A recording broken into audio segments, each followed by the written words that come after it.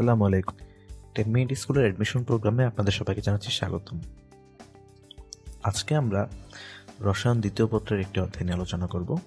তোমাদের সাথে আমি আছি মোহাম্মদ আনোয়ার হোসেন আদিব। পড়াশোনা করছি ঢাকা ইউনিভার্সিটিতে জিন প্রকৌশল এবং জীব প্রযুক্তি বিভাগে। তো রসায়ন দ্বিতীয় পত্রের যে চ্যাপ্টারটি নিয়ে আমরা আলোচনা করব সেটি হচ্ছে পরিমাণগত রসায়ন, তৃতীয় অধ্যায়, আমাদের দ্বিতীয় পত্র বইয়ের তৃতীয় অধ্যায়। তো এর মাঝেই পরিমাণগত রসায়নের একটি লেকচার আমরা শেষ করেছি। সেই লেকচারে আমরা প্রাথমিক যে আলোচনাটা ছিল, প্রাথমিক যে সকল সমস্যাগুলি ছিল, মূল সংখ্যা, সমীকরণ ভিত্তিক সমস্যা, সংযুক্তি, লিমিটিং বিক্রিয়ক, ওই সব সম্বন্ধে আমরা আলোচনা করেছি।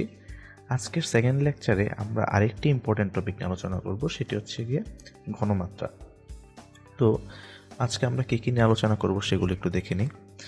আজকে আমাদের আলোচনায় প্রথমেই আমাদের আলোচনাটা হবে ঘনমাত্রা বিষয়ক, আমাদের গণনা নিয়ে পুরো আলোচনাটাই ঘনমাত্রা বিষয়ক। তো এর মধ্যে কি কি থাকবে আমরা দেখে নিই। প্রথমে আমরা আলোচনা করব মোলারিটি, নরমালিটি, এই তিনটি আমাদের ঘনমাত্রা প্রকাশের যেই আমাদের একক আছে সেই তিনটি নিয়ে আমরা আলোচনা করব। প্রধান তিনটি, মোলারিটি এবং নরমালিটি, কাছাকাছি তিনটি আমাদের একক, এবং মাঝে মাঝে এর মধ্যে আমাদের কনফিউশন চলে আসে। তো এগুলো নিয়ে আমরা খুব ভালোভাবে আলোচনা করব। তারপর আমরা আলোচনা করব শতকরা প্রকাশ নিয়ে। শতকরা প্রকাশ আবার বিভিন্ন রকম হতে পারে, weight by volume, weight by weight, volume by volume, সবগুলো নিয়ে আমরা বিস্তারিত আলোচনা করব। তারপর আমরা চলে আসব PPM, parts per million and parts per billion বলতে কি বুঝি, কীভাবে আমরা প্রকাশ করি তা দেখব। এবং সবার শেষে মিশ্রণের ঘনমাত্রা, একাধিক ভিন্ন ভিন্ন ঘনমাত্রার মিশ্রণকে যদি আমরা একসাথে মিশাই তাহলে ঘনমাত্রার কী ধরনের পরিবর্তন আসে সেগুলো নিয়েও কিন্তু আমরা আলোচনা করব। তাহলে চলো আমরা দেরি না করে মূল আলোচনায় ঢুকে যাই। প্রথমেই আমাদের ঘনমাত্রা বিষয়ক আলোচনার জন্য প্রথমে আমাদের যেই কনসেপ্টটা আমাদের বিল্ড আপ করতে হবে সেটা হচ্ছে তুল্য সংখ্যার কনসেপ্ট। কারণ ঘনমাত্রার পারস্পরিক রূপান্তরে কিন্তু তুল্য সংখ্যা বা তুল্য ভর খুব গুরুত্বপূর্ণ একটা ভূমিকা পালন করে। তাহলে আমাদের বিভিন্ন ধরনের পদার্থের তুল্য সংখ্যা নির্ণয় করতে হবে বা জানতে হবে। আমরা দেখি কীভাবে তুল্য সংখ্যা নির্ণয় করতে হয়। তো দেখো, তুল্য সংখ্যা কীভাবে আসে। যদি পদার্থটা হয় অম্ল বা অ্যাসিড, তাহলে অ্যাসিডের ক্ষেত্রে তুল্য সংখ্যা হলো এসিডের যতটি প্রতিস্থাপনীয় আমাদের কি থাকে, H+ আয়ন থাকে। মানে যতটি একটা অ্যাসিড দ্রবণে যতটি প্রোটন দিবে সেটাই হলো তার তুল্য সংখ্যা। যেমন HCl একটা প্রোটন দিবে, একটা H, তার তুল্য সংখ্যা 1। H2SO4 দুইটা H দেখা যাচ্ছে, মানে দুইটা প্রোটন দিবে, তার তুল্য সংখ্যা 2। H3PO4 এর ক্ষেত্রে এটা তুল্য সংখ্যা 3। খুবই সহজ একটা কনসেপ্ট। একটা অ্যাসিড যতটা আমাদের কি দিবে, প্রোটন দিতে পারবে, যতগুলো হচ্ছে আমাদের প্রতিস্থাপনীয় H+ আয়ন থাকবে, তাই হবে তার তুল্য সংখ্যা। ক্ষারের ক্ষেত্রে তুল্য সংখ্যার কনসেপ্টটা ঠিক মানে তার মতোই। আমাদের ক্ষারের ক্ষেত্রে সেটা হচ্ছে কি শুধুমাত্র প্রতিস্থাপনীয় OH- এর সংখ্যা, তার মানে হাইড্রোক্সিল আয়নের সংখ্যা। ঠিক আছে, এখন সব ক্ষারে তো হাইড্রোক্সিল আয়ন থাকে না। তো সেক্ষেত্রে আমাদের কী হবে, সেক্ষেত্রে সেই সব ক্ষার যতগুলো প্রোটন গ্রহণ করতে পারে সেটাই হবে তার তুল্য সংখ্যা। যেমন সোডিয়াম হাইড্রোক্সাইডে একটা OH আছে, তার তুল্য সংখ্যা 1। ক্যালসিয়াম হাইড্রোক্সাইডে দুইটা OH বিদ্যমান, তার তুল্য সংখ্যা 2। অ্যামোনিয়ার ক্ষেত্রে কোনো OH নাই, কিন্তু অ্যামোনিয়া কী করতে পারে, আমাদের একটা প্রোটন গ্রহণ করতে পারে। যেহেতু সে একটা প্রোটন গ্রহণ করতে পারে, তার তুল্য সংখ্যা 1। তার মানে ক্ষারের ক্ষেত্রে তুল্য সংখ্যা কনসেপ্টটা হলো গৃহীত প্রোটন সংখ্যা অথবা প্রতিস্থাপনীয় হাইড্রোক্সিল আয়নের সংখ্যা। এবার আমরা চলে যাব ক্ষারীয় যৌগগুলোর ক্ষেত্রে। তো ক্ষারীয় যে সকল যৌগগুলোর ক্ষেত্রে আমাদের তুল্য সংখ্যা হবে ক্যাটায়নের মোট চার্জ। তাহলে দেখো তো, সোডিয়াম কার্বনেটে আমাদের হচ্ছে ক্যাটায়ন হচ্ছে সোডিয়ামের চার্জ এখানে কত, +2, তাহলে তার তুল্য সংখ্যা 2। ক্যালসিয়াম কার্বনেটে তার চার্জ +2, তার তুল্য সংখ্যা 2। খেয়াল করো, সোডিয়ামের ইন্ডিভিজুয়াল চার্জ, একটা সোডিয়াম পরমাণুর চার্জ কিন্তু +1, কিন্তু আমরা কিন্তু এটাকে তুল্য সংখ্যা হিসাব করব না, আমরা হিসাব করব মোট যত চার্জ থাকে। সোডিয়ামের মোট চার্জ এখানে কত, দুইটা সোডিয়ামের জন্য +2, তাহলে তার তুল্য সংখ্যা হবে 2। আচ্ছা, তারপর ধাতু বা অধাতুর ক্ষেত্রে তুল্য সংখ্যার কনসেপ্টটা খুবই সহজ। ধাতু বা অধাতুর ক্ষেত্রে শুধুমাত্র তার যোজনী দিয়ে তুল্য সংখ্যা হিসাব করা হয়। সোডিয়ামের যোজনী 1, তার তুল্য সংখ্যা 1। ক্যালসিয়ামের যোজনী 2, তার তুল্য সংখ্যা 2। অ্যালুমিনিয়ামের যোজনী 3, তার তুল্য সংখ্যা 3। খুবই সহজ একটা জিনিস। আচ্ছা, তাহলে আমরা এটা আশা করি বুঝতে পেরেছি। লবণের ক্ষেত্রে তুল্য সংখ্যা ঠিক ক্ষারীয় যৌগের ক্ষেত্রে তুল্য সংখ্যা যেমন ছিল ঠিক তেমন লবণের ক্ষেত্রে তুল্য সংখ্যা হবে ক্যাটায়নের মোট চার্জ দিয়ে হিসাব করা হবে। তাহলে সোডিয়াম ক্লোরাইডের মোট আমাদের ক্যাটায়নের চার্জ +1, তার তুল্য সংখ্যা 1। FeSO4 এর ক্ষেত্রে আমাদের আয়রনের ক্যাটায়নের আমাদের চার্জ +2, তাহলে তার তুল্য সংখ্যা 2। Fe2SO4 3, এখানে আমাদের আয়রনের মোট চার্জ আমরা হিসাব করব 3, 3টা SO4 আছে, তার মানে হচ্ছে আমাদের কত +6, তাহলে তার তুল্য সংখ্যা হবে 6। খেয়াল করো প্রত্যেকটা আয়রনের ক্ষেত্রে কিন্তু আমি চার্জ হিসাব করছি না, আমাদের মোট চার্জ হিসাব করতে হবে। আচ্ছা, তো জারক আর বিজারকের ক্ষেত্রে তুল্য সংখ্যার কনসেপ্টটা একটু কঠিন। জারকের ক্ষেত্রে তুল্য সংখ্যা হলো গৃহীত ইলেকট্রন সংখ্যা। পটাশিয়াম পারম্যাঙ্গানেট অ্যাসিডিক মাধ্যমে আমাদের কি করে 5টি ইলেকট্রন গ্রহণ করে। তো সেক্ষেত্রে পটাশিয়াম পারম্যাঙ্গানেটের তুল্য সংখ্যা হচ্ছে 5। পটাশিয়াম ডাইক্রোমেট অ্যাসিডিক মাধ্যমে 6টি ইলেকট্রন গ্রহণ করতে পারে, সেক্ষেত্রে তার তুল্য সংখ্যা হচ্ছে 6। এভাবে আমরা তুল্য সংখ্যা হিসাব করি। আর বিজারকের ক্ষেত্রে তুল্য সংখ্যা হিসাব করা হয় বর্জিত ইলেকট্রন সংখ্যা দিয়ে, মানে যে বিজারক যতটি ইলেকট্রন ত্যাগ করে সেটি তার তুল্য সংখ্যা। তো আমাদের FeSO4 দ্রবণে একটি ইলেকট্রন ত্যাগ করে আমাদের Fe2+ থেকে Fe3+ পরিণত হয়, একটি ইলেকট্রন ত্যাগ করে। তাহলে সেক্ষেত্রে আমাদের FeSO4 এর তুল্য সংখ্যা 1। আমাদের হচ্ছে অক্সালিক অ্যাসিড, এক্ষেত্রে আমাদের কী করে 2টা ইলেকট্রন ত্যাগ করে কার্বন ডাইঅক্সাইড উৎপন্ন করে, সেক্ষেত্রে তার তুল্য সংখ্যা হচ্ছে 2। তাহলে এইভাবে আমরা তুল্য সংখ্যা হিসাব করি। তাহলে মোটামুটি আমরা তুল্য সংখ্যার কনসেপ্টটা এবং তুল্য সংখ্যা কীভাবে আমরা নির্ণয় করতে পারি তা আশা করি আমরা বুঝতে পারছি। তো তুল্য সংখ্যা থেকে আরেকটা কনসেপ্ট চলে আসা হচ্ছে তুল্যভর। তুল্যভর হিসেব করে কী হবে? তুল্যভর হচ্ছে প্রতি তুল্য সংখ্যার জন্য যে ভর সেটি হচ্ছে কি তার তুল্যভর। তাহলে কোনো একটা পদার্থের আণবিক ভর থেকে যদি তুল্যভর নির্ণয় করতে হয়, তাহলে আমরা কী করব? কোনো একটা পদার্থের গ্রাম তুল্যভর = তার আণবিক ভর ডিভাইড বাই তুল্য সংখ্যা। আণবিক ভর যদি হয় m আর তুল্য সংখ্যা যদি হয় e, তাহলে আমাদের হচ্ছে গিয়ে গ্রাম তুল্যভর n হচ্ছে গিয়ে ধরো m/e। ঠিক আছে? তো এটা যদি আমরা বিভিন্ন পদার্থের ক্ষেত্রে খেয়াল করি, H2SO4 এর ক্ষেত্রে তার আণবিক ভর কত? 98, আর তুল্য সংখ্যা আমরা দেখলাম 2, তাহলে তার তুল্য ভর কত হবে? 98/2 = 49। ক্যালসিয়ামের ক্ষেত্রে তার যোজনী হচ্ছে 2, তাহলে তার তুল্য সংখ্যাও 2, আর ক্যালসিয়ামের আণবিক ভর হচ্ছে কি আমাদের 40, পারমাণবিক ভর হচ্ছে 40, তাহলে তার তুল্য ভর কত হবে? 40/2 বা 20। সোডিয়াম আমাদের হচ্ছে গিয়ে কার্বনেটের ক্ষেত্রে তার তুল্য সংখ্যা, যেহেতু সোডিয়ামের চার্জ এখানে 2, তাহলে এখানে হবে 2, আর তার আমাদের হচ্ছে গিয়ে আণবিক ভর হচ্ছে 106, তাহলে তার তুল্য ভর কত হবে? 106/2 বা 53। ঠিক আছে? আমরা কিন্তু এভাবে হচ্ছে গিয়ে তুল্য সংখ্যা হিসাব করি।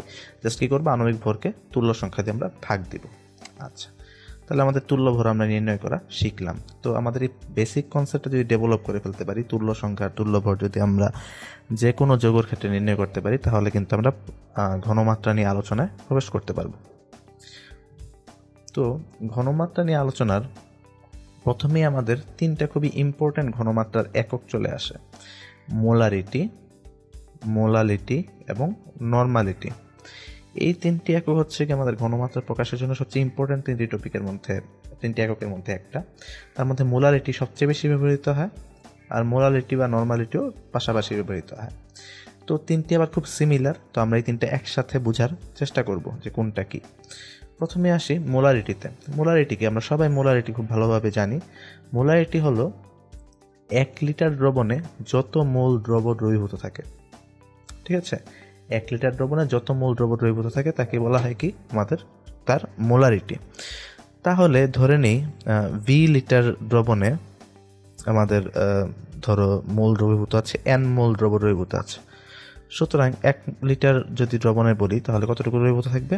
n বাই আমাদের V লিটার দ্রবণ দ্রবীভূত থাকবে।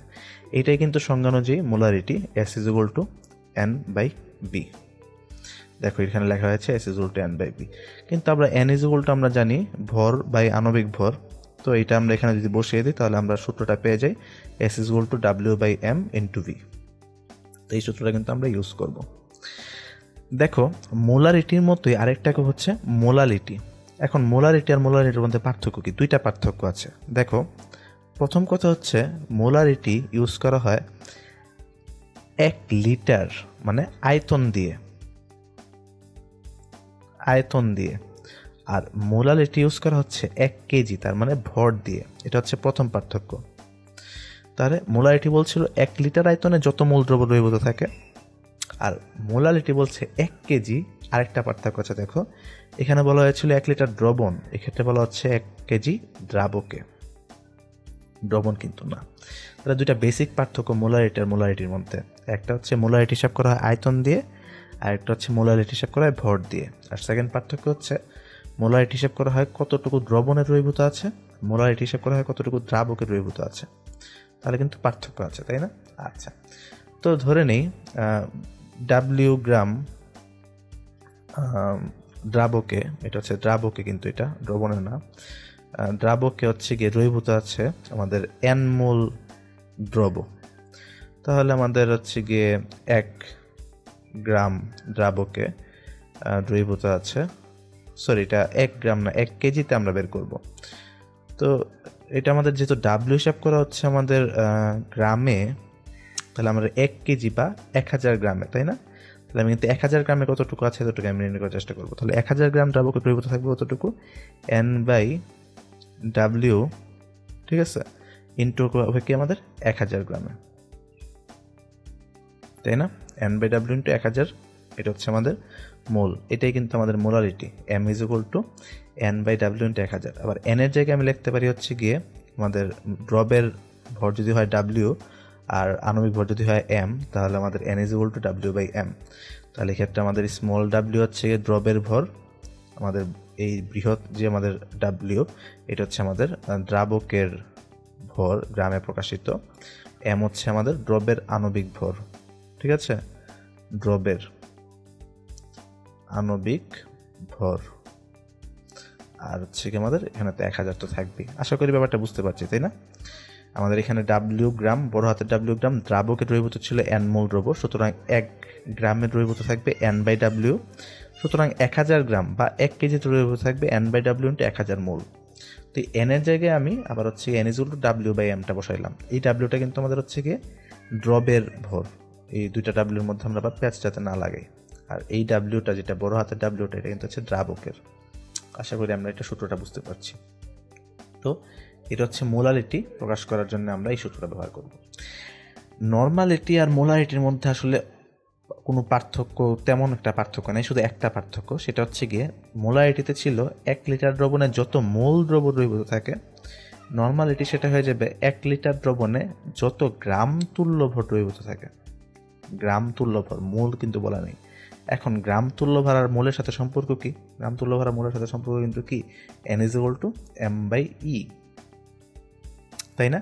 আমি শুধু যদি হচ্ছে গিয়ে আমাদের মোলারিটি সূত্র যেটা ছিল s = w/mv, এখানে যদি m এর স্থানে আমি যদি মানে আমাদের যত মোল ছিল এটা, তো যত মোলের জায়গায় যদি গ্রাম তুল্য ভরটা বসাতে চাই, জাস্ট m কে যদি আমি e দিয়ে ভাগ দিই, m/e, এই m/e দিয়ে যদি আমি ভাগ মানে m/e যদি এখানে বসিয়ে দিই, তাহলে কিন্তু আমি কি পেয়ে যাচ্ছি, নর্মালিটি পেয়ে যাচ্ছি। একটু ভেঙে যদি লিখি, তাহলে ধরে নিই v লিটার দ্রবণে দ্রবীভূত আছে, ধরে নিচ্ছি v লিটার দ্রবণ দ্রবীভূত আছে, আমাদের হচ্ছে গিয়ে যেহেতু কত গ্রাম তুল্য ভর, তাই না, কত গ্রাম তুল্য ভর। তো ধরে নিই হচ্ছে গিয়ে আমাদের গ্রাম তুল্য ভরকে প্রকাশ করবো আমি হচ্ছে গিয়ে কি দিয়ে প্রকাশ করতে চাই গ্রাম তুল্য ভরকে, ধরো আমি হচ্ছে গিয়ে n দিয়ে, আচ্ছা n দিয়ে তো নর্মালিটি প্রকাশ করতে চাই, আমরা হচ্ছে গিয়ে ne দিয়ে প্রকাশ করছি। তো v লিটার দ্রবণ দ্রবীভূত আছে ne গ্রাম তুল্য ভর, আমাদের হচ্ছে গিয়ে দ্রব, সুতরাং 1 লিটার এর প্রকাশ থাকবে হচ্ছে গিয়ে ne/v, তাই না, ne/v। এখন ne হচ্ছে গিয়ে গ্রাম তুল্য ভর, গ্রাম তুল্য ভর = হচ্ছে আমাদের কি w বাই আমাদের কত, w বাই আমাদের যত ভর থাকবে তাকে আমি ভাগ দিব গ্রাম তুল্য ভর দিয়ে, m/e দিয়ে। তো w/m/e যদি আমি এখানে বসিয়ে দিই, তাহলে আমি কি পাচ্ছি, নর্মালিটি n = পাচ্ছি আমাদের w/m/e ইন্টু v, এটা কিন্তু normality, n = w/m/e into v। তো নর্মালিটির ব্যাপারটা আশা করি বুঝতে পারছি, নর্মালিটি কীভাবে প্রকাশ করা হয়। তো মোলারিটি এবং নর্মালিটি এই তিনটা আমরা মোটামুটি বুঝলাম। এখন আমরা যদি মোলারিটি এবং পারস্পরিক সম্পর্ক চলে যাই, মোলারিটি এবং মোলারিটির পারস্পরিক সম্পর্কে যদি আমরা চলে আসি, তো কীভাবে স্থাপন করব? দেখো আমরা জানি মোলারিটি জিনিসটা কি। মোলারিটি হচ্ছে কি আমাদের সহজ কথায় মোলারিটি মানে হচ্ছে কি, ধরো এস, আমি মোলারিটিকে প্রকাশ করবো হচ্ছে SM দিয়ে। মোলারিটি হচ্ছে কি আমাদের গ্রামে প্রকাশিত দ্রবের মোল সংখ্যা এটা, আর ডিভাইড বাই গ্রামে প্রকাশিত দ্রাবক, মানে দ্রবের মোল সংখ্যা আর গ্রামে প্রকাশিত দ্রাবক, তাই না? গ্রামে না, সরি, এটা কেজিতে প্রকাশিত দ্রাবক অ্যাকচুয়ালি। তো আমি উপরে হচ্ছে কি আমি 1000 গুণ করে দিব, ঠিক আছে? যেহেতু এটা কেজিতে প্রকাশিত, তাহলে আমি এটা যেহেতু গ্রাম লিখেছি,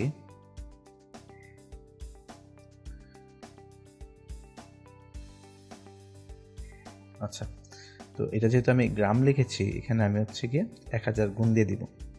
তাহলে কিন্তু এটা দ্রাবককে যদি 1000 দিয়ে ভাগ দিতাম তাহলে কেজি হইতো, 1000টা উপরে চলে আসছে, তাহলে এটা গ্রামে আছে আর কি। এটা কিন্তু আমাদের মোলারিটির সূত্র।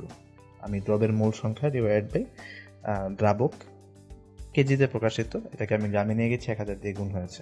এখন তাহলে ধরো বলা আছে কোনো একটা দ্রবণের মোলারিটি হচ্ছে,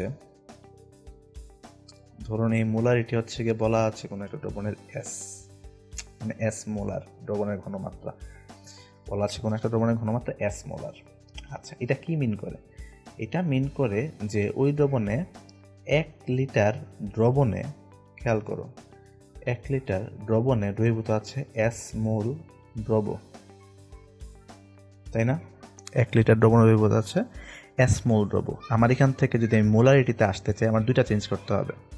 একটা হচ্ছে কি লিটারকে আমার নিতে হবে কেজিতে বা গ্রামে, এটা হলো আমাদের প্রথম প্রবলেম। সেকেন্ড প্রবলেমটা হচ্ছে আমাদের এটা আছে দ্রবণে, আমার নিতে হবে দ্রাবকে। আর দ্রবেরটা কিন্তু কোনো চেঞ্জ নেই, দ্রবের S কিন্তু আমি দ্রবের এখানে বসিয়ে দিতে পারি, S মোলটাকে বসিয়ে দিতে পারি। তাহলে আমি এটা একটু চেঞ্জ করার চেষ্টা করি। প্রথমে হচ্ছে কি আমরা এখানে আয়তনে দেওয়া আছে, তো দ্রবণের আয়তন থেকে দ্রবণের ভর বের করার চেষ্টা করি। আমরা জানি rho is equal two M/V, এখান থেকে আমি লিখতে পারি M is equal to rho V, তাই না? তো এটা যদি আমি এখানে M is equal to rho V, এখানে যদি আমি হচ্ছে দ্রবণের আয়তনটি বসিয়ে দিই, ধরো দ্রবণের ঘনত্ব হচ্ছে রো, তাহলে তার আয়তন আমি বসালাম হচ্ছে কি 1 লিটার মানে 1000 ml। তো 1000 ml আমি বসিয়ে দিলাম, তাহলে আমি এখানে পাই হচ্ছে কি 1000 রো, তাই না? এই 1000 রো কিন্তু এটা হচ্ছে কি দ্রবণের আমাদের কি ভর, দ্রবণের ভর আমি M is equal to 1000 rho পেলাম। এখন কিন্তু আমার যদি হচ্ছে মোলারিটিতে যাইতে হয়, আমার লাগবে হচ্ছে গিয়ে দ্রাবকের ভর। এখন দ্রবণ থেকে যদি দ্রাবকের ভর বের করতে চাই, আমার কি করতে হবে? দ্রাবক ইজ ইকুয়াল টু দ্রবণ মাইনাস দ্রব। তাহলে দ্রবণে আমার আছে হচ্ছে কি 1000 রো, এখন আমার দ্রবের ভরটা লাগবে। তো দ্রবের ভর কত?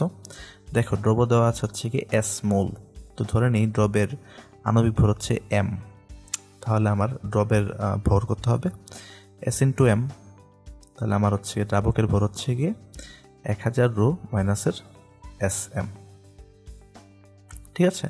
কিন্তু এটা আসবে কিসে আমাদের হচ্ছে গিয়ে, তো এটা হচ্ছে আমাদের 1000 রো ইন্টু SM। তাহলে আমি এখান থেকে যদি হচ্ছে গিয়ে এই দ্রাবকের ভরটা যদি আমি এই সূত্রে বসিয়ে দিই, তাহলে এই পাশে চলে আসে আমি একটু, তাহলে দেখো তো SM ইজ ইকুয়াল টু দ্রবের ভর, দ্রবের মোল সংখ্যা দেওয়া আছে কত? S মোল ছিল, কারণ মোলারিটি দ্রবের মোল সংখ্যা যত মোলারিটি ততই, তাহলে S ইন্টু 1000 ডিভাইড বাই দ্রাবকের ভর হচ্ছে কি 1000 রো মাইনাসের S ইন্টু M। এটা কিন্তু আবার মোলারিটিতে প্রকাশিত তার ঘনমাত্রা। এখন এটাকে যদি আমি 1000 দিয়ে ভাগ দিয়ে দিই, তাহলে কি পাচ্ছি? S বাই রো মাইনাসের SM ডিভাইড বাই 1000। এটাকে কিন্তু এখানে প্রকাশ করা হয়েছে, দেখো তো, SM is equal to S divide by rho মাইনাসের MS ইন্টু 10⁻³। এটা কিন্তু আমাদের হচ্ছে মোলারিটি আর মোলারিটির মাঝে সম্পর্ক। আমি কিন্তু এই সূত্রটা ব্যবহার করে ম্যাথ করতে পারবো। আচ্ছা, তো এইখান থেকে আবার কিভাবে আমি কিন্তু এই সূত্রটাতে আসতে পারবো? সেক্ষেত্রে S is equal to SM rho divide by 1 plus MSM into 10⁻³। এটা কিন্তু ইজিলি আমি আসতে পারবো, এটা আমি আর দেখাচ্ছি না, এটা তোমরা নিজেরা করে নেবে। এটা হচ্ছে মোলারিটি এবং মোলারিটির মাঝে সম্পর্ক। এখন একটা কথা হচ্ছে ভাইয়া, মাঝে মাঝে একটা প্রশ্ন আসে যে মোলারিটি আর মোলারিটির মধ্যে কোনটা হচ্ছে কি ইউজ করা বেশি সাফিসিয়েন্ট, মানে কোনটা বেটার। আসলে ঘনমাত্রার মধ্যে ভালো তো কোনোটা নেই, তবে মোলারিটি আর মোলারিটির মধ্যে একটা কিন্তু পার্থক্য আছে। পার্থক্যটা কি দেখো তো? পার্থক্য হচ্ছে মোলারিটি হিসাব করে আয়তন নিয়ে আর মোলারিটি হিসাব করে ভর নিয়ে। দেখো আয়তন কিন্তু তাপমাত্রা, চাপ এইসব নিয়ামকের সাথে কিন্তু হচ্ছে পরিবর্তিত হয়, কিন্তু ভর কিন্তু সবসময় কি থাকে? ধ্রুবক থাকে। ভর কিন্তু কখনোই চেঞ্জ হবে না। তো সেই ক্ষেত্রে মোলারিটি কিন্তু আমাদের অবস্থার সাথে চেঞ্জ হয় না, কিন্তু মোলারিটি কিন্তু অবস্থার সাথে চেঞ্জ হতে পারে। তো এই ব্যাপারটা একটু যখন ম্যাথ করবো তখন কিন্তু মাথায় রাখবা যে মোলারিটি কিন্তু আমাদের তাপমাত্রা, চাপ যা কিছু চেঞ্জ করা হোক না কেন, মোলারিটি কিন্তু পরিবর্তন হবে না, কিন্তু মোলারিটি কিন্তু পরিবর্তিত হবে। আচ্ছা, এটা গেল মোলারিটি এবং মোলারিটির মধ্যে সম্পর্ক। এবার মোলারিটি আর নর্মালিটির মধ্যে সম্পর্ক যদি দেখি, এটা একদম সহজ একটা সম্পর্ক। আমাদের মোলারিটি হচ্ছে S = W/mv, আর নর্মালিটি N = W/m/e × v। তো এখান থেকে আমি লিখতে পারি N হচ্ছে গিয়ে, এটা উপরে চলে আসবে E × W/mv, তাই না? তো এখান থেকে কিন্তু আমি লিখতে পারি N = E × আমাদের S। N = E × S। S হচ্ছে মোলারিটি প্রকাশিত আমাদের ঘনমাত্রা। তাহলে আমি কিন্তু এখানে লিখতে পারি N = E × S। এটাই কিন্তু আমাদের মোলারিটি এবং নর্মালিটির মধ্যে সম্পর্ক। এটা দিয়ে কিন্তু আমরা ম্যাথ করব। আচ্ছা, তো আমরা তাহলে মোটামুটি আমাদের মোলারিটি, নর্মালিটি, মোলারিটি এগুলো সম্বন্ধে বুঝলাম। তো আমরা এই সব সূত্র দিয়ে কিছু ম্যাথ করার চেষ্টা করব। তো প্রথমেই আমাদের যেই ম্যাথটা চলে আসে সেটা হচ্ছে গিয়ে খুবই কমন একটা ম্যাথ, এবং এটা খুবই ইন্টারেস্টিং একটা জিনিস, এবং এটা ডিউতে এসেছে 2015-16 সালে। কিন্তু এটা ডিউ ছাড়াও যেসব ইঞ্জিনিয়ারিং ইউনিভার্সিটিগুলোতে MCQ আসে, যেমন কুয়েট আছে, তাই না, তারপর সাস্ট আছে, সেই সব ইঞ্জিনিয়ারিং ইউনিভার্সিটিতে কিন্তু এই ধরনের ম্যাথ আসতে পারে। তো এটা আমরা কীভাবে করব? শুধু বলা আছে বিশুদ্ধ পানির মোলার ঘনমাত্রা কত। আমরা জানি মোলার ঘনমাত্রা আমরা নির্ণয় করি S = W/mv। এখানে v হচ্ছে লিটারে প্রকাশিত ভর। এখন তাহলে আমি এখানে কি বসাবো? আমার কাছে তো কিছুই নেই। দেখো বলা আছে বিশুদ্ধ পানির বলা মাত্র কিন্তু কয়েকটা জিনিস আমি জানি। পানির আণবিক ভর M = কত? 18 গ্রাম, তাই না? পানির আণবিক ভর M = 18 গ্রাম। এখন কথা হচ্ছে গিয়ে মোলার ঘনমাত্রা কত? মোলার ঘনমাত্রা মানে হচ্ছে গিয়ে 1000 ml বা 1 লিটার, সরি এটা 1 হবে, 1 লিটার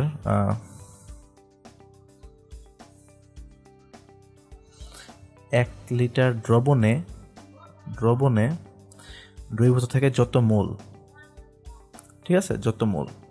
এখন কথা হচ্ছে গিয়ে যখন বিশুদ্ধ পানির মোলার ঘনমাত্রা নির্ণয় করব, তখন 1000 ml কিন্তু 1000 ml পানি দ্রবীভূত আছে, তাই না? 1000 ml পানি দ্রবীভূত আছে। এখন 1000 ml মানে হচ্ছে গিয়ে আমাদের 1000 ml মানে হচ্ছে গিয়ে কত? আমরা জানি 1 ml পানির ভর হচ্ছে কি 1 গ্রাম। তাহলে 1000 ml পানির ভর কত হবে? আমাদের 1000 গ্রাম, তাই না? 1000 গ্রাম। তাহলে কিন্তু আমাদের দ্রব 1000 গ্রাম, তাই না? আমাদের 1 লিটার দ্রবণে 1000 গ্রাম আমাদের পানি দ্রবীভূত থাকবে। তাহলে আমি ডাব্লিউতে বসাবো হচ্ছে 1000 গ্রাম, আমাদের M হচ্ছে 18, আর আমাদের আয়তন তো 1 লিটার।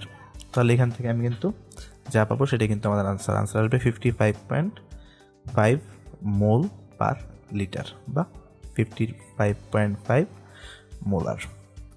এটা কিন্তু আমাদের পানির মোলার ঘনমাত্রা। এটা সরাসরি অবজেক্টিভেও আসে, এটাকে আমি নির্ণয় করতে হয়, এটা হচ্ছে আমরা দেখে নিলাম। এটা কিন্তু খুবই ইন্টারেস্টিং একটা প্রশ্ন। তো সেকেন্ড যেই প্রবলেমটা আছে, সেকেন্ড প্রবলেমটা হলো 3.78 গ্রাম নাইট্রিক অ্যাসিডকে 400 ml পানিতে দ্রবীভূত করা হলো। ঠিক আছে, 3.78 গ্রাম নাইট্রিক অ্যাসিডকে 400 ml পানিতে দ্রবীভূত করা হয়েছে। মোলারিটিতে এই দ্রবণের ঘনমাত্রা কত? আচ্ছা, মোলারিটি দ্রবণের ঘনমাত্রা আমাদের নির্ণয় করতে হবে। আর কি পরিমাণ পানি এই দ্রবণে যোগ করলে ঘনমাত্রা 0.1 মোলার হবে। দুইটা পার্ট কিন্তু ম্যাথটার। প্রথমে আমাদের মোলারিটিতে আমাদের দ্রবণের ঘনমাত্রা নির্ণয় করব। আমরা জানি S = হচ্ছে গিয়ে W/mv।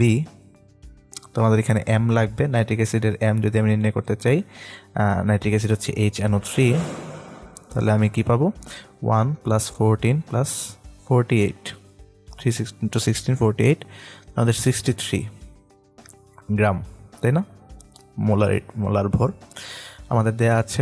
W হচ্ছে 3.78 গ্রাম আর মোলার ভর হচ্ছে 63 গ্রাম। আর আয়তন দেয়া আছে কতটুকু 400 ml, 400 ml।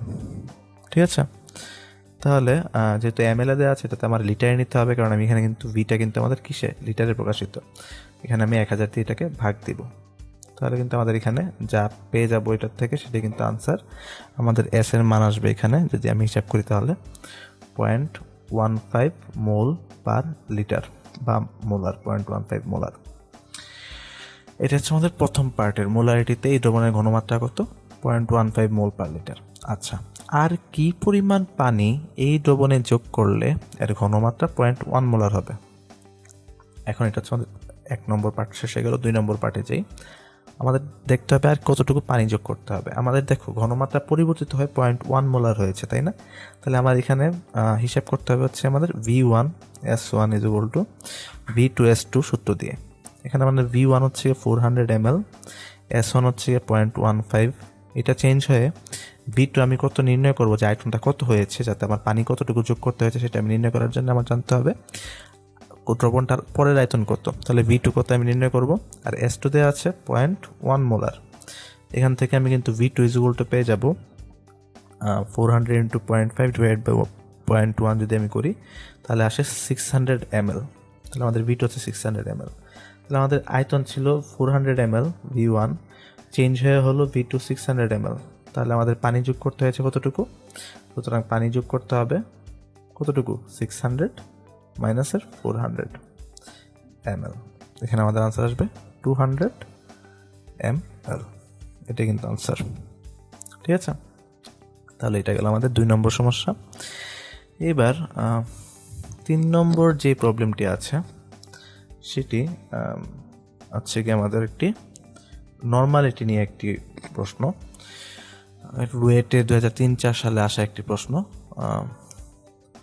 22.5 gram sodium carbonate into 10H2O পানিতে দ্রবীভূত করে 200 সেন্টিমিটার কিউব দ্রবণ প্রস্তুত করে দেখা গেল উহার ঘনত্ব 1.04 গ্রাম পার সেন্টিমিটার কিউব হয়েছে। আচ্ছা, উক্ত দ্রবণে সোডিয়াম কার্বনেট ও 10H2 এর নর্মালিটি এবং মোলারিটি নির্ণয় করো। আমরা প্রথমে মোলারিটি নির্ণয় করব, সেই মোলারিটি থেকে তারপর নর্মালিটি নির্ণয় করব। তাহলে মোলারিটি নির্ণয় করার জন্য আমার কি লাগবে? S = W/mv। তাহলে আমাদের আগে m দরকার, আণবিক ভর দরকার। আণবিক ভর যদি নির্ণয় করি সোডিয়াম কার্বনেট × 10H2O, তাই না? তাহলে আণবিক ভর কত আসবে তাহলে আমি হিসাব করি। সোডিয়াম কার্বনেটের ক্ষেত্রে হচ্ছে গিয়ে আমাদের 100, আর হচ্ছে গিয়ে একটু আমরা হিসাব করি সোডিয়াম কার্বনেটের ক্ষেত্রে 106 আসার কথা, আর 10H2 হচ্ছে আমাদের 180। তাহলে আমি যদি হচ্ছে গিয়ে আণবিক ভর হিসাব করি তাহলে কত আসবে 106 + 180, তাহলে আসে কিন্তু হচ্ছে গিয়ে 286, তাই না? 286 গ্রাম। এটা হচ্ছে আমাদের সোডিয়াম কার্বনেট × 10H2 এর আণবিক ভর 286 গ্রাম। এখন আমাদের যদি এখানে আমি সব কিছু বসিয়ে দিই, সোডিয়াম কার্বনেট 10H2 দেওয়া আছে 22.5 গ্রাম, 22.5 গ্রাম ডিভাইড বাই আণবিক ভর হচ্ছে 286, আর হচ্ছে আয়তন দেওয়া আছে 200 সেন্টিমিটার কিউব। কতটুকু দেওয়া আছে? 200 সেন্টিমিটার কিউব। কিন্তু ঝামেলা হচ্ছে গিয়ে এই 200 সেন্টিমিটার কিউব মানে হচ্ছে 200 ml, এটাকে আমার নিতে হবে লিটারে। তার মানে হচ্ছে গিয়ে 1000 দিয়ে আমি ভাগ দিব। মনে রাখ, আমরা এটা কিন্তু আমাদের খেয়াল রাখতে হবে যে 200 সেন্টিমিটার কিউব কিন্তু হচ্ছে গিয়ে মানে হচ্ছে কিন্তু 200 ml। এটা কিন্তু আমরা লিটারে নিয়ে নিয়েছি। তাহলে আমি যদি হিসাব করি তাহলে আমি আনসারটা পাবো, যদি একটু আমি হিসাব করে নিই, 22.5 divide by 286 divide by 200 divide by 1000, answer আসবে 0.39 মোলার। 0.39 মোলার। দেখো আমাদের ঘনত্ব যেটা দেয়া আছে সেটা কিন্তু আমাদের কোনো কাজেই লাগছে না, এটা কিন্তু আমাদের কোনো কাজে লাগছে না। সরাসরি কিন্তু আমরা বের করে ফেলতে পারলাম। আচ্ছা, এবার মোলারিটি পেয়ে গেলে নর্মালিটি আমাদের বের করতে হবে। নর্মালিটি আমরা জানি n ইজ ইকুয়াল টু হচ্ছে গিয়ে আমাদের কত, n ইজ ইকুয়াল টু হচ্ছে গিয়ে আমাদের E ইন্টু S, তাই না? এখন আমাদের E হচ্ছে তুল্য সংখ্যা, এটা হচ্ছে তুল্য সংখ্যা। এখন আমাদের তুল্য সংখ্যা কার বসাবো? সোডিয়াম কার্বনেটের। সোডিয়াম কার্বনেটের তুল্য সংখ্যা এখানে কত হবে বলো তো? সোডিয়াম কার্বনেট একটা লবণ, তার তুল্য সংখ্যা হবে তার ক্যাটায়নের চার্জ। তার ক্যাটায়নের মোট চার্জ কত? 2 প্লাস 2, তাহলে তার তুল্য সংখ্যা 2, তাহলে 2 ইন্টু 0.39, তাহলে আমাদের এখানে আসবে হচ্ছে গিয়ে আমাদের কত? 0.78। নর্মালিটির একক হচ্ছে নর্মাল, 0.78 নর্মাল। এটাই কিন্তু আমাদের আনসার। তাহলে আমার 3 নম্বর সমস্যা শেষ হয়ে গেল। এবার আমরা যাব হচ্ছে গিয়ে 4 নম্বর যে সমস্যা। 4 নম্বর সমস্যা একটা মোলারিটি নিয়ে একটা সমস্যা। মোলারিটি থেকে আমরা মোলারিটিতে প্রকাশ করব। বলা হয়েছে 341 গ্রাম ভরের পানিতে 4 গ্রাম সুক্রোজ দ্রবীভূত করলে দ্রবণের মোলারিটি কত? 341 গ্রাম ভরের পানিতে 4 গ্রাম সুক্রোজ দ্রবীভূত করলে দ্রবণের মোলারিটি কত?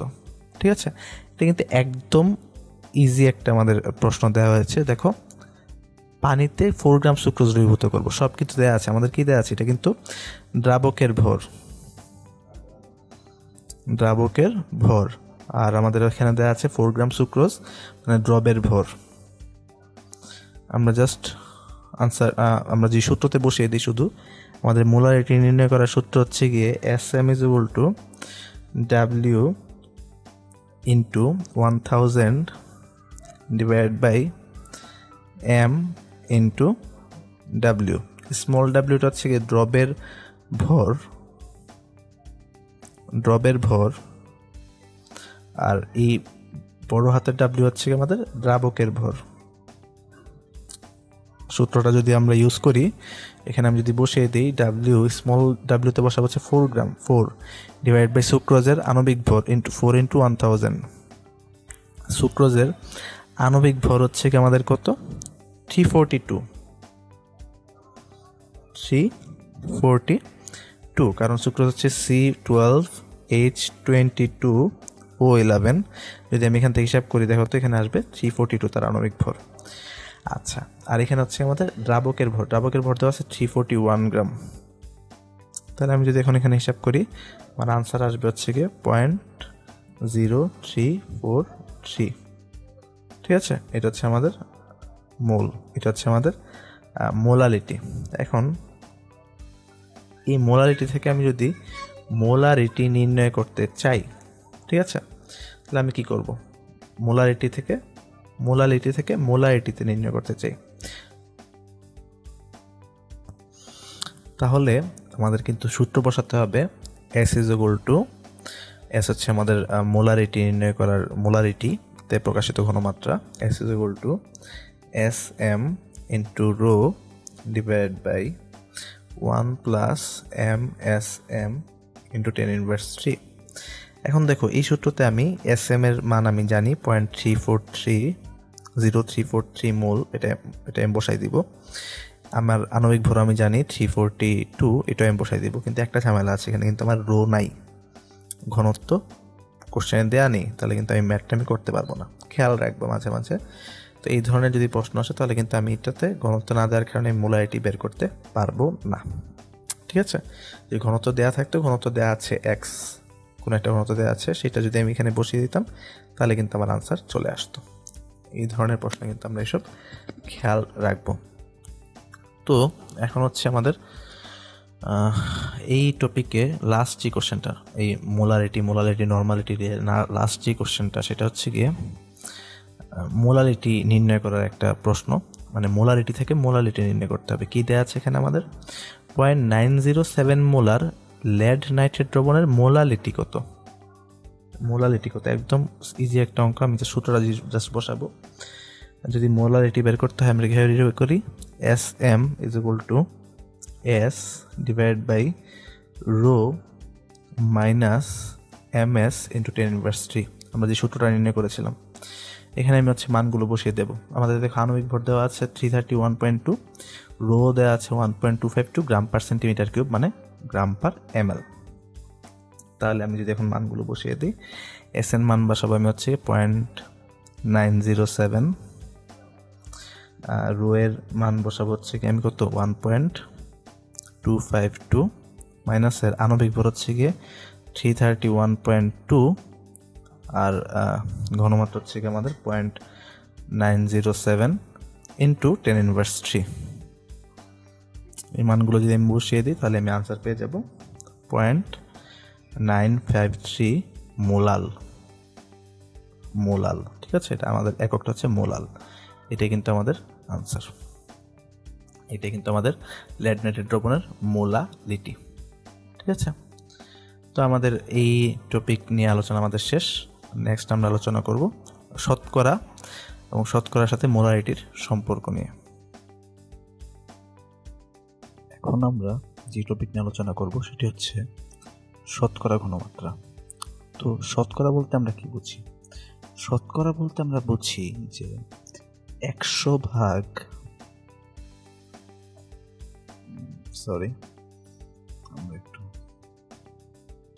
তো 100 ভাগ কোনো পদার্থে কত ভাগ রয়েছে, এটা কিন্তু আমাদের শতকরা। ঠিক আছে, যে 100 ভাগে কত ভাগ, এটা কিন্তু আমাদের শতকরা, যে 100 ভাগ কোনো কিছুতে কত ভাগ রয়েছে। তো শতকরা ঘনমাত্রা বলতে কি বোঝায়? শতকরা ঘনমাত্রা বলতে বোঝায় যে 100 ভাগ দ্রবণে কত ভাগ দ্রবণ দ্রবীভূত থাকে, সেটাই কিন্তু শতকরা। যে কোনো কিছুর 100 ভাগে কত ভাগ আছে তাই কিন্তু শতকরা।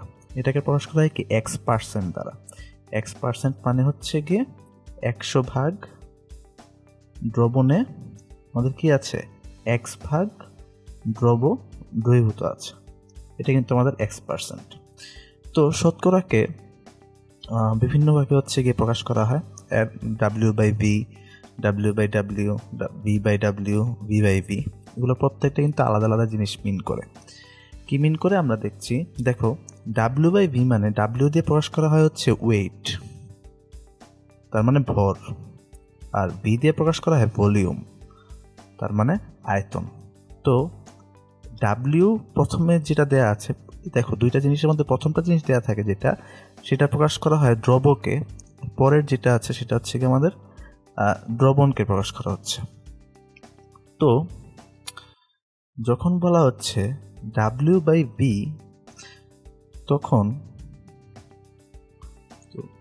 যখন W/V বলা হয় তখন অ্যাকচুয়ালি বোঝানো হয় যে দ্রবকে প্রকাশ করা হচ্ছে ভরে আর দ্রবণকে প্রকাশ করা হচ্ছে আয়তনে। তার মানে x% যখন বলা হবে তখন আমি বুঝবো 100 ml দ্রবণে 1 গ্রাম দ্রব দ্রবীভূত আছে। দেখো দ্রবকে আমি প্রকাশ করছি গ্রামে আর দ্রবণকে প্রকাশ করছি ml এ।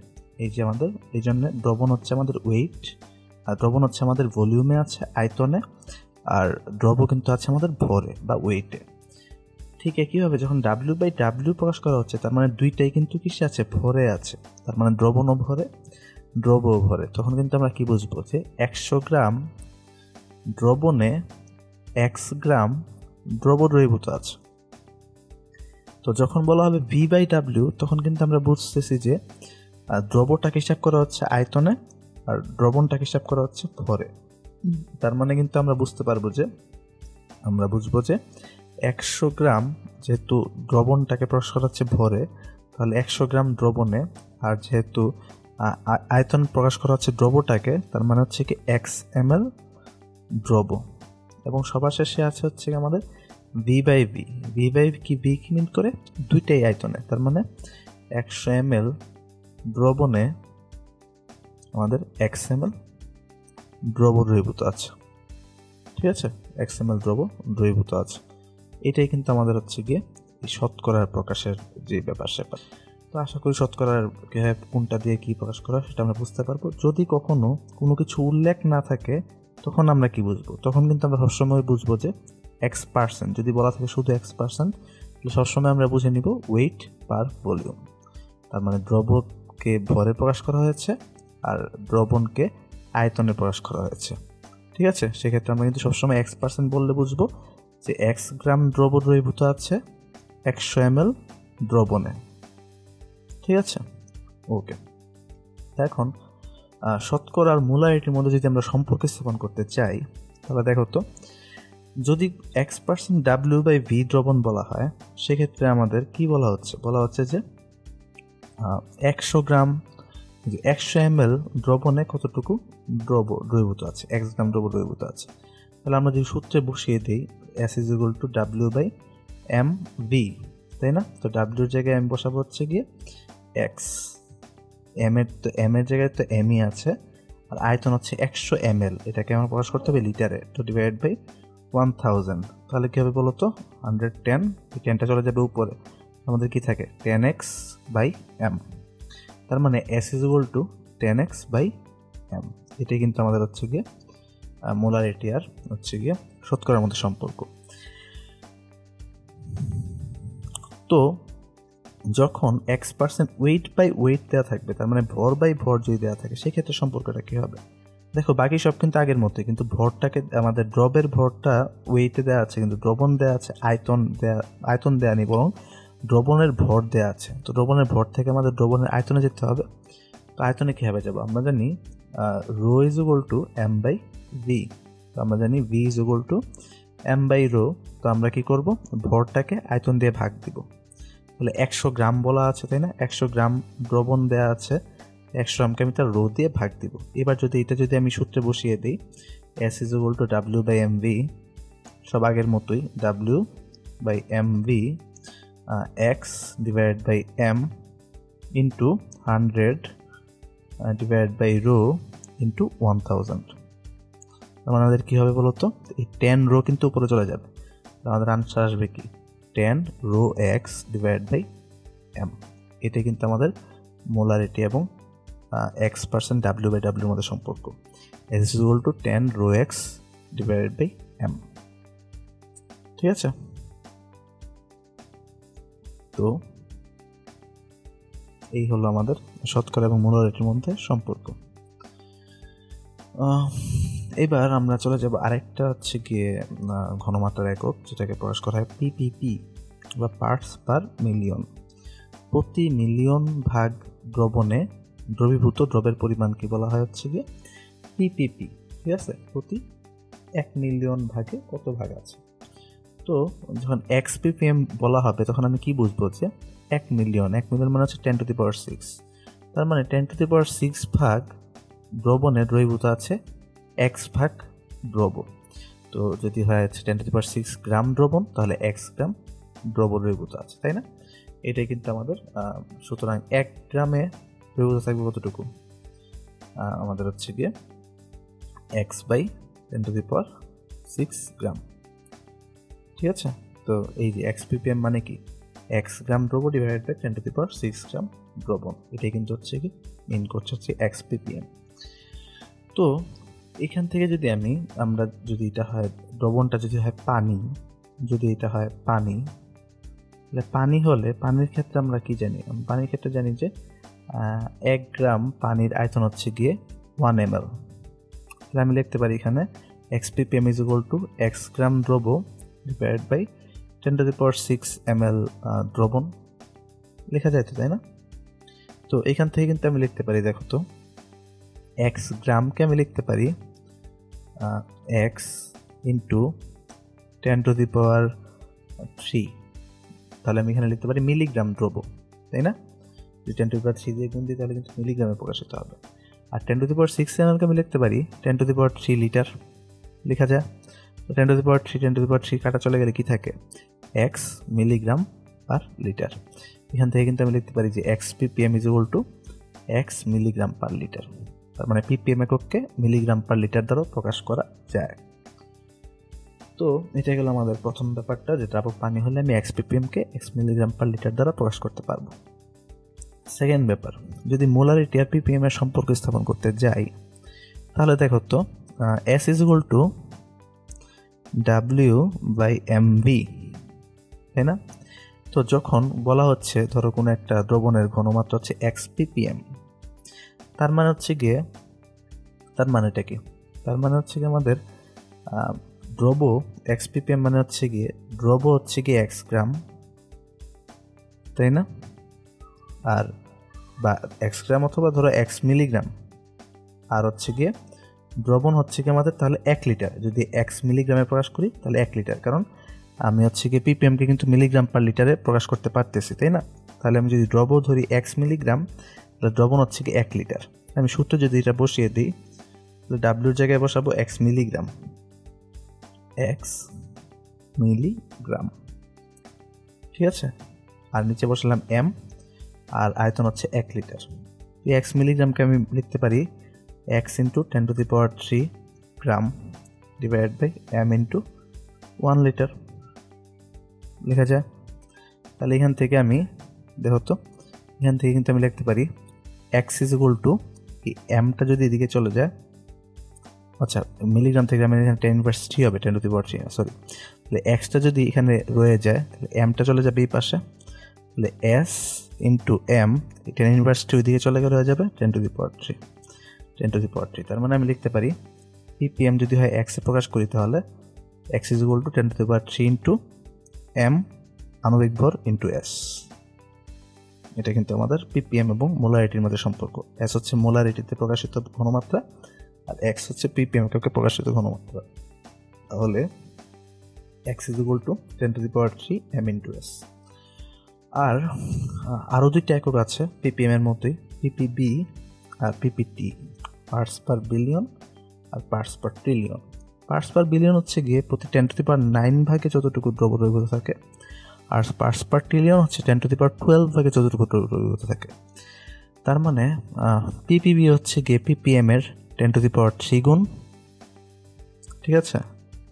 আর পিপিটি হচ্ছে পিপিবির 10⁻³ গুণ, তার মানে পিপিএম এর 10⁻6 গুণ, পিপিএম এর 10⁻³ গুণ এবং 10⁻6 গুণ।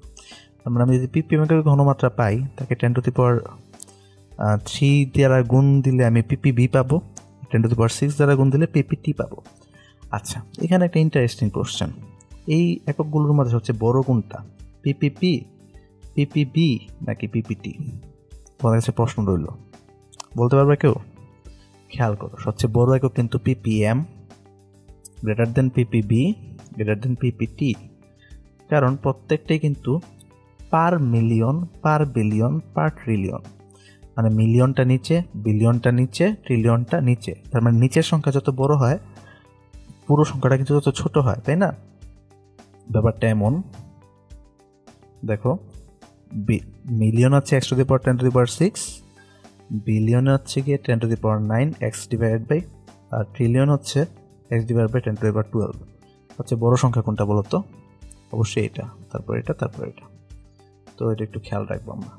আচ্ছা, তারপর আমরা চলে যাব কিছু ম্যাথ সলভ করি আমরা। প্রথম যে ম্যাথটা দেওয়া আছে এটাতে বলা হচ্ছে 10% সোডিয়াম কার্বনেট দ্রবণের মোলারিটি কত? দেখো একদম সহজ কিন্তু ম্যাথ। 10%, এখানে কোনো আমাদের বলা নেই W/W বা W/V, কিছুই বলা নেই। আমরা বলেছিলাম যদি কিছু উল্লেখ করা না থাকে তাহলে আমরা ধরে নিব W/V। 10% বলতে কি বোঝাচ্ছে? বোঝাচ্ছে 100 ml এ সোডিয়াম কার্বনেট দ্রবীভূত আছে 10 গ্রাম, ঠিক আছে? তার মানে দ্রব হচ্ছে 10 গ্রাম, দ্রবণ হচ্ছে 100 ml। তাহলে আমি এখন সূত্র ইউজ করব, S is equal to সরাসরি 10x বাই আমাদের কি ছিল m, তাই না? মনে আছে তো? 10x বাই m, এই যে এই সূত্রটা আমরা ইউজ করি। তো 10x বাই m এর মধ্যে আমি সূত্রটা বসিয়ে দিই। 10 ইন্টু x এর মান কত? 10% দেওয়া আছে, মানে 10, আর ডিভাইড বাই m হচ্ছে কি সোডিয়াম কার্বনেটের আণবিক ভর কত? সোডিয়াম কার্বনেট আণবিক ভর হচ্ছে, তো হিসাব করি যদি আমরা তাহলে পাবো 106। দেখো সোডিয়াম কার্বনেট কত হবে আণবিক ভর এখানে? 23 ইন্টু 2 প্লাস 12 প্লাস 48। দেখো কত আসে? দেখ 106। তাহলে এখানে যদি আমাদের আনসারটা কত আসবে, আমি যদি হিসাব করি তাহলে আনসার পাবো 0.9434 মোলার। এটাই কিন্তু আমাদের আনসার। আচ্ছা, তাহলে প্রথম প্রশ্নটা শেষ। এই প্রশ্নটা কিন্তু বুয়েটে একবার এসেছে, কুয়েটে একবার এসেছে, ইম্পর্টেন্ট একটা প্রশ্ন। ঠিক আছে, ঢাকা ভার্সিটিতে এই ধরনের কিন্তু অনেক সমস্যা দেখা যায়। তো 2 নম্বর যে সমস্যাটি দেওয়া আছে সেটাতে বলা আছে 0.1 মোলার সোডিয়াম কার্বন দ্রবণের ঘনমাত্রাকে শতকরা ppm, ppb, pptকে প্রকাশ করো। প্রথমে যাকে শতকরাতে আমরা জানি s = 10x/m, তাই না? তাহলে এখান থেকে আমি লিখতে পারবো x = s × m / 10। তাহলে s × m কত? s কত? s হচ্ছে আমাদের 0.1, m হচ্ছে আমাদের কত? আণবিক ভর কত? 106 / 10। তাহলে আমি কত পাই দেখো তো? আনসার পাবো 0.1 × 106 / 10,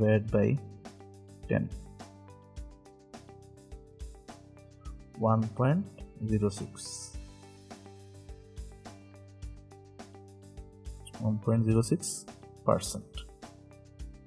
তো নেক্সট যেটা বলা আছে সেটা হচ্ছে গিয়ে ppm এ প্রকাশ করার জন্য। তো ppm এ প্রকাশ করলে আমরা জানি x = 10⁻³ × s × m। এই সূত্রটা কিন্তু আমরা প্রতিপাদন করেছি। আমরা যদি এখানে বসিয়ে দিই 10⁻³ s এর ঘনমাত্রা হচ্ছে 0.1 মোলার, আর m হচ্ছে আমাদের আণবিক ভর 10⁻106। তাহলে যদি আমি এখানে বসিয়ে দিই তাহলে আমরা পাই 10⁻³ × 0.1 × 106। আনসার আসে হচ্ছে গিয়ে 10600 ppm। একবার যদি আমরা ppm বের করে ফেলি তারপর কিন্তু বাকিটা একদম সোজা। ppbর ক্ষেত্রে কি করব বলতো? জাস্ট ppb যদি বের করতে চাই = 10⁻³ × x, মানে ppm এর 10⁻³ গুণ 10600 × 10⁻³ = হচ্ছে গিয়ে জাস্ট তার সাথে 10⁻³ গুণ হবে, = হচ্ছে আমাদের 10600, তার সাথে আরো 3টা 000, এটা হচ্ছে ppb। একইভাবে ppt কি হবে? সেম, ppt হচ্ছে 10⁻600 000 × 10⁻³। এটা কিন্তু হচ্ছে ppb। এই হলো আমাদের আনসার। তো তারপরের সমস্যাটিতে যদি যাই, 3 নম্বর যে সমস্যাটি দেওয়া আছে, বলা হচ্ছে যে 5 × 10⁻³ গ্রাম অনার্দ্র সোডিয়াম কার্বনেট যার আণবিক ভর হচ্ছে 106 পানিতে দ্রবীভূত করে 100 ml দ্রবণ প্রস্তুত করা হলো। ক্ষার দ্রবণের মাত্রা ppm এককে নির্ণয় করো। দেখো এখানে দেয়া আছে যে ppm আমরা জানি ppm = হচ্ছে আমাদের মিলিগ্রাম পার লিটার। ঠিক আছে, এখানে দেওয়া আছে গ্রাম আর ml, তাই না? তো আমরা যদি এটাকে মিলিগ্রাম পার লিটার নিতে পারি তাহলে কিন্তু আমাদের ppm এককে প্রকাশ করতে পারবো, তাই না? তাহলে আমরা চেষ্টা করি 5 × 10⁻³ গ্রাম / 100 ml = 5 × 10⁻³ × 10⁻³ মিলিগ্রাম, আর নিচে 100 ml / 1000 লিটার। তাহলে আমি কিন্তু এখানে কি পাচ্ছি বলতো? 100 এর 1000, এখানে 10টা উপরে চলে যাবে, তাহলে আমি পাচ্ছি হচ্ছে গিয়ে 5 × 10, কারণ 10⁻³ তো 10⁻³ তো কাটা, এটা হচ্ছে আমাদের কি মিলিগ্রাম পার লিটার, বা 50 মিলিগ্রাম পার লিটার = 50 ppm। ঠিক আছে, তাহলে আমাদের আনসার হচ্ছে 50 ppm। এখন যদি এখান থেকে আমি মোলারিটি নির্ণয় করতে চাই, এটা গেল আমাদের 1 নম্বর। 2 নম্বর প্রবলেমটা হচ্ছে মোলারিটি বের করতে হবে। তো আমরা দেখেছি যে x = 10⁻³ s × m। এখান থেকে আমি লিখতে পারি s = x / 10⁻³ × m। x = মানে কত? x হচ্ছে ppm এ প্রকাশিত ঘনমাত্রা, এখানে লিখতে পারি 50 × 10⁻³, আর m হচ্ছে 106। তাহলে 50 by 106 divided by 1000, তাহলে আমাদের আনসার আসে 0.000471 মোলার। এটাই কিন্তু আনসার। এবার 4 নম্বর যে সমস্যাটি দেওয়া আছে সেটাতে বলা হচ্ছে 1.198 আপেক্ষিক গুরুত্ব বিশিষ্ট H2SO4 দ্রবণের মোলারিটি এবং মোলারিটি হিসাব করো যাতে ওজন হিসেবে 27% H2SO4 আছে। প্রশ্নটি রুয়েট এসেছিল 2015-16 সালে। তো আমাদের আপেক্ষিক গুরুত্ব 1.198 দেওয়া আছে, ঠিক আছে। এটা আমার কাজ লাগবে কখন? যখন আমি মোলালিটি নির্ণয় করব। মোলারিটির ক্ষেত্রে কিন্তু এটার কোনো কাজ নাই। তাহলে আমরা প্রথমে মোলারিটিটা নির্ণয় করে ফেলি। দেখো বলা হচ্ছে 27% ওজন হিসেবে H2SO4 রয়েছে। তার মানে এটা দেওয়া আছে 27% ওয়েট বাই ওয়েট। আচ্ছা খেয়াল করো, ওয়েট বাই ওয়েট যদি হয় তাহলে কিন্তু আমাদের এখানে কিন্তু আমাদের এই আপেক্ষিক গুরুত্বের কাজটা লাগবে। তো 27% ওয়েট বাই ওয়েট দেওয়া আছে। সেক্ষেত্রে আমাদের সূত্রটা কি ছিল মনে আছে? সেক্ষেত্রে কিন্তু আমরা যদি সূত্রটা একটু দেখে নিই, কয়েক স্লাইড আগেই আছে। দেখো আমাদের ওয়েট বা ওয়েটের ক্ষেত্রে কিন্তু সূত্রটা ছিল S = 10 rho x divided by m, 10 rho x divided by m। তাহলে আমি যদি এখানে বসিয়ে দিই S = 10 rho x divided by m, এখানে 10 ইন্টু রো এর জায়গায় বসাবো 1.198 ইন্টু x হচ্ছে আমাদের কত 27 ডিভাইড বাই H2SO4 এর আমাদের আণবিক ভর হচ্ছে 98। আমি যদি হিসাব করি 10 ইন্টু 1.198 টু 27 ডিভাইড বাই 98, তাহলে মোলারিটি আসে 3.3 মোলার, ঠিক আছে। 3.3 মোলার, এটা কিন্তু আমাদের হচ্ছে মোলারিটি, ঠিক আছে।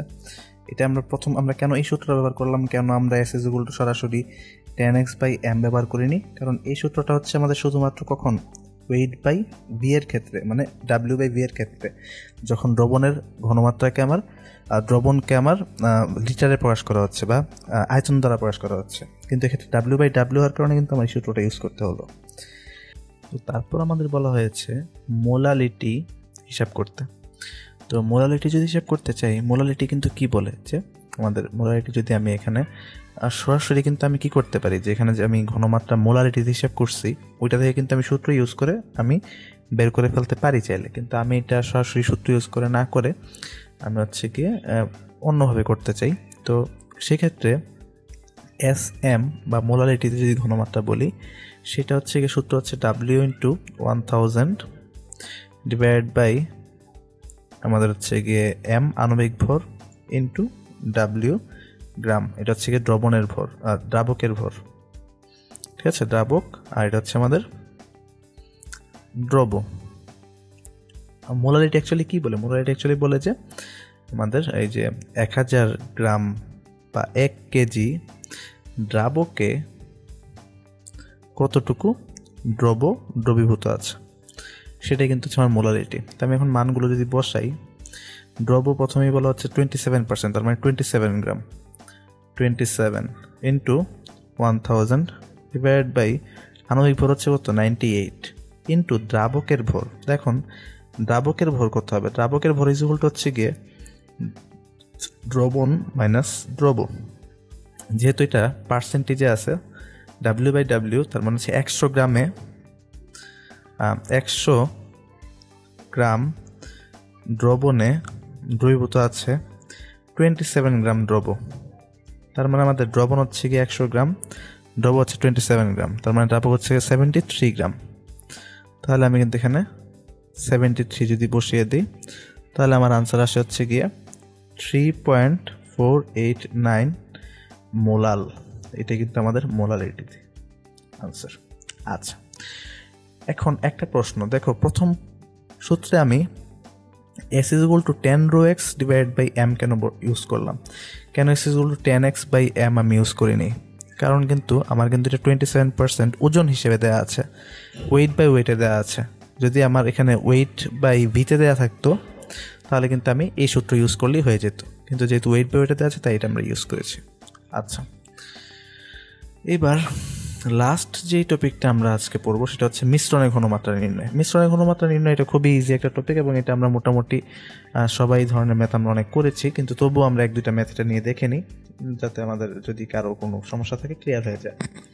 তো যদি কয়েকটা আমাদের দ্রবণ দেয়া থাকে, ধরে একটা দ্রবণ দেওয়া আছে তার ঘনমাত্রা হচ্ছে S1, আয়তন হচ্ছে V1, আরেকটা দ্রবণ দেওয়া আছে তার আয়তন V2, ঘনমাত্রা S2, আরেকটা দ্রবণ দেওয়া আছে তার আয়তন V3, ঘনমাত্রা S3।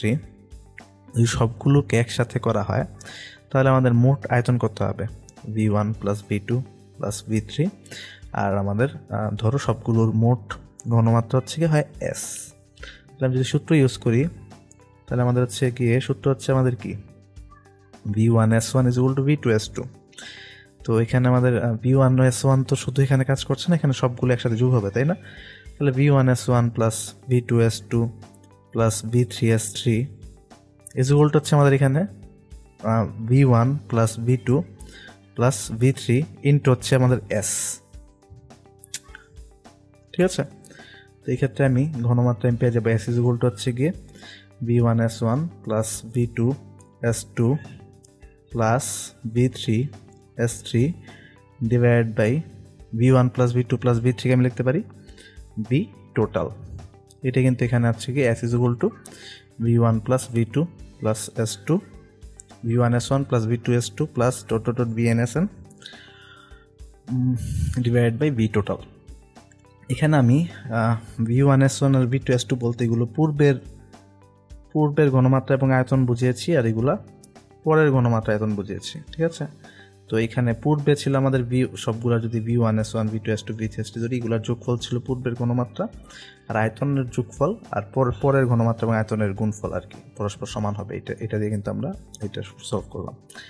আচ্ছা, তো এখন যদি আমরা একটা সমস্যা দেখি, সমস্যা একে বলা হচ্ছে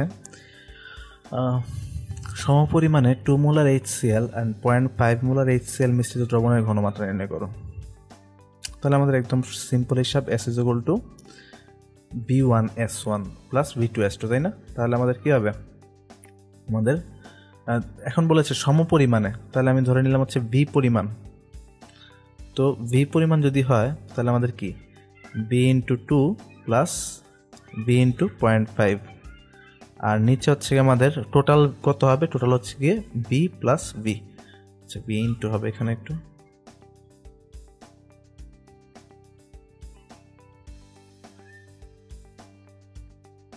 তাহলে আমাদের কি থাকতেছে বলো তো, V কমন নিলে 2 প্লাস 0.5, নিচে হচ্ছে গিয়ে 2V, V কাটা, তাহলে হচ্ছে গিয়ে 2 প্লাস 0.5 ডিভাইড বাই 2।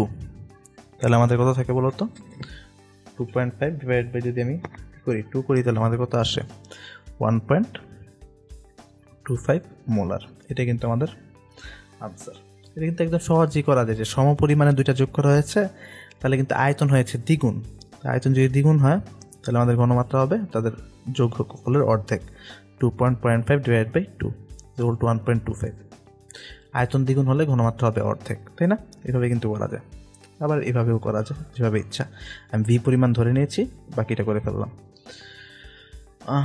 পরের প্রশ্নটা যেটা, এটা একটু ক্রিটিক্যাল একটা প্রশ্ন, বুটেক্সে আসা একটা প্রশ্ন। বলা হচ্ছে 40 cc 0.5 normal HCl, 30 cc 1 normal H2SO4 and 0.1 molar HNO3কে একত্রে মিশ্রিত করলে মিশ্রিত অ্যাসিডের মাত্রা নর্মালিটিতে কত হবে?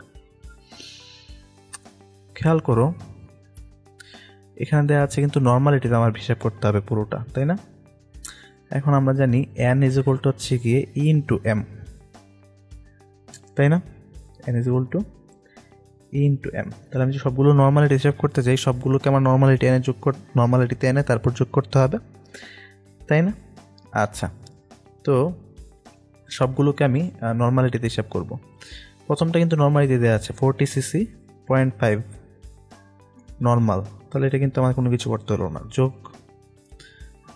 30 সিসি 1 মোলার, এখন 30 ইন্টু 1 মোলারে দেওয়া আছে, সেটা আমার নর্মালে নিতে হবে। তাহলে আমার কী করতে হবে, তার সাথে আমার তুল্য সংখ্যা গুণ করতে হবে ইন্টু 2 প্লাস HNO3 মোলারে আছে, তার মানে 0.1 আমাদের, তার হচ্ছে কি আমাদের কী বলা হয় নাই, আচ্ছা HNO3টা 0.1, এটা হচ্ছে আমাদের 120 সিসি হবে, এটা একটু খেয়াল করবা, 120 সিসি। তাহলে আমাদের 0.1 ইন্টু 120, যেহেতু HNO3 তার তুল্য সংখ্যা কিন্তু 1, তাহলে এটার সাথে করলাম 1 গুণ করলাম।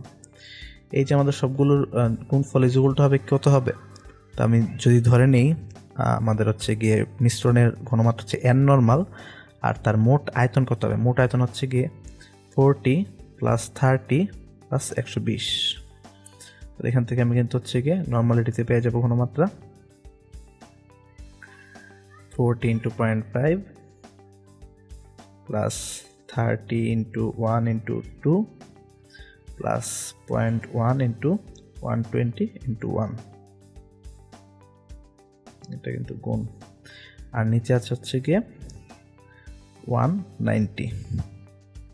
ঠিক আছে, তো এখানে আমি ঘনমাত্রা পেয়ে যাব 0.484 নর্মাল, এটা কিন্তু আমাদের আনসার। আচ্ছা, তো এর মাঝে আজকের লেকচার আমাদের শেষ। তো আজকের লেকচারে আমরা ঘনমাত্রা সংক্রান্ত যত ধরনের আলোচনা পারা যায়, আমরা মোলালিটি,